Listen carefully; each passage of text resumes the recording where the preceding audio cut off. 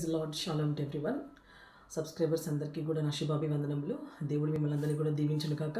మరి చూసినట్లయితే ఈరోజు యొక్క వాగ్దానం, దేవుని యొక్క మాట చూసినట్లయితే యెషయా గ్రంథము 60వ అధ్యాయము 1వ వచనం, లెమ్ము తేజరిల్లుము, నీకు వెలుగు వచ్చి ఉన్నది.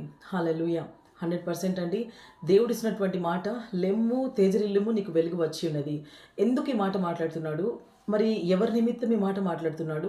మరి ఎలా మనం ఓన్ చేసుకోవాలి, ఎవరెవరు అప్లై చేసుకోవాలి అంటే కనుక పరిశుద్ధాత్మ దేవుడు చెప్తున్నటువంటి మాట, లెమ్ము తేజరిల్లుము, నీకు వెలుగు వచ్చి ఉన్నది. అంటే ఏదైతే డార్క్ సిచ్యువేషన్స్ ద్వారా నువ్వు వెళ్తున్నావో, అది ఒక రోగం కావచ్చు, ఒక బాధ కావచ్చు, ఏదైనా లోన్లీనెస్ కావచ్చు, ఏదైనా సమస్య కావచ్చు, ఏదైనా కావచ్చండి. ఏదైతే మనం ఇంకా పడిపోయినటువంటి స్థితిలో ఉన్నామో, ఎవరు కూడా నన్ను బయటికి తీసుకొస్తారు అనేటువంటి హోప్ లేకుండా బతుకుతున్నారు. ప్రతి ఒక్కరు కూడా ఎవరైతే మరి ఈ సిచ్యువేషన్స్ ద్వారా వెళ్తున్నారో వారికి ఒక గుడ్ న్యూస్ ఏంటంటే, దేవుడు చెప్తున్నటువంటి మాట, పరిశుద్ధ గ్రంథమైనటువంటి బైబిల్ నుంచి చెప్తున్నటువంటి మాట, లెమ్ము తేజరిల్లుము, నీకు వెలుగు వచ్చినది. సో మనం ఎప్పుడైతే ఈ యొక్క వాక్యాన్ని జీవితంలో పలికి దేవుడిచ్చినటువంటి వాగ్దానాన్ని స్వతంత్రించుకుంటామో, ఖచ్చితంగా కూడా వెలుగుమయమై ఉంటాం.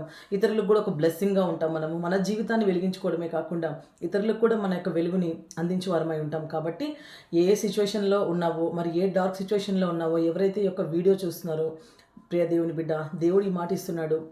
ఆయన నిన్ను పైకి లేపుతానంటున్నాడు, నిన్ను నిలబెడతానంటున్నాడు, నిన్ను బ్లెస్ చేస్తానంటున్నాడు. సో ఇది క్లెయిమ్ చేసుకోండి. వాక్యాన్ని దేవుని దగ్గర నుంచి పొందుకోనండి, పలకండి, ఆశీర్వాదాన్ని పొందుకోనండి. God bless you. ఆమేన్.